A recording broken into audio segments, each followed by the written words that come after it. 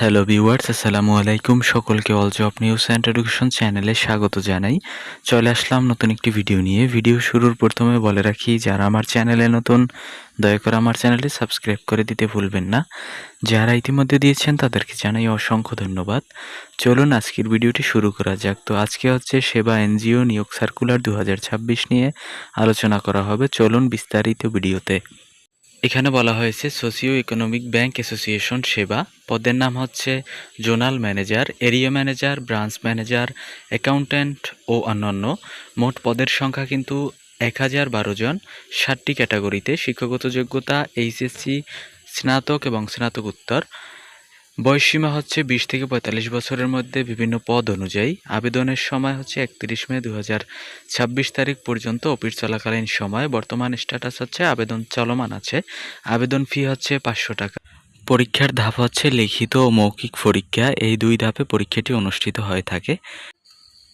এখানে দেখেন বলা হয়েছে, যা ইতিমধ্যে আলোচনা করা হয়েছে, মোট পদের সংখ্যা, আবেদন শুরু এবং আবেদনের শেষ তারিখ হচ্ছে 31 মে 2026 তারিখ পর্যন্ত আবেদন করা যাবে। এবং বয়সসীমা যা ইতিমধ্যে আলোচনা করা হয়েছে। বয়সের প্রমাণের ক্ষেত্রে এফিডেভিট গ্রহণযোগ্য হবে না।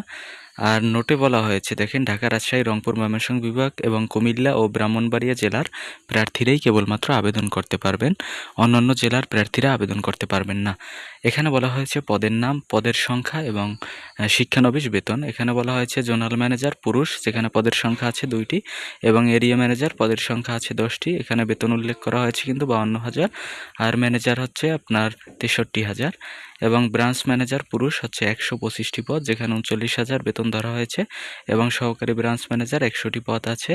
এবং অ্যাকাউন্ট্যান্ট হচ্ছে পুরুষ, যেখানে 125টি পদ আছে এবং বেতন ধরা হয়েছে 27,000 টাকা।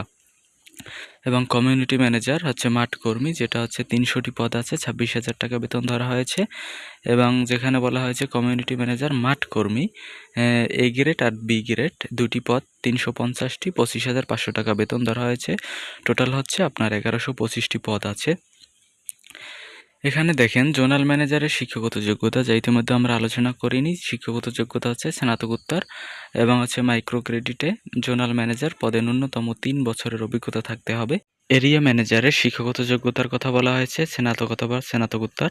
আর স্নাতকধারীদের 3 বছরের এবং স্নাতকোত্তরদের শাখা ব্যবস্থাপক পদে 3 বছরের অভিজ্ঞতা থাকতে হবে।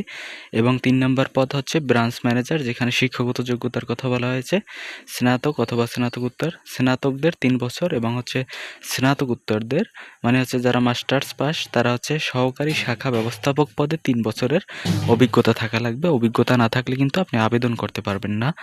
তো এরপরে যেটা বলা হয়েছে, সহকারী ব্রাঞ্চ ম্যানেজার স্নাতকোত্তর মাইক্রো ক্রেডিটে ন্যূনতম 2 বছরের অভিজ্ঞতা থাকতে হবে।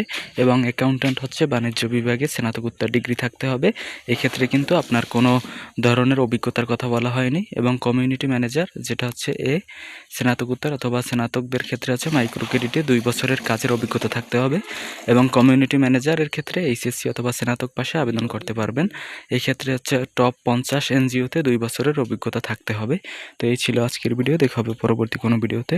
সঙ্গে থাকুন আমার চ্যানেলের। ধন্যবাদ সকলকে। আল্লাহ হাফেজ।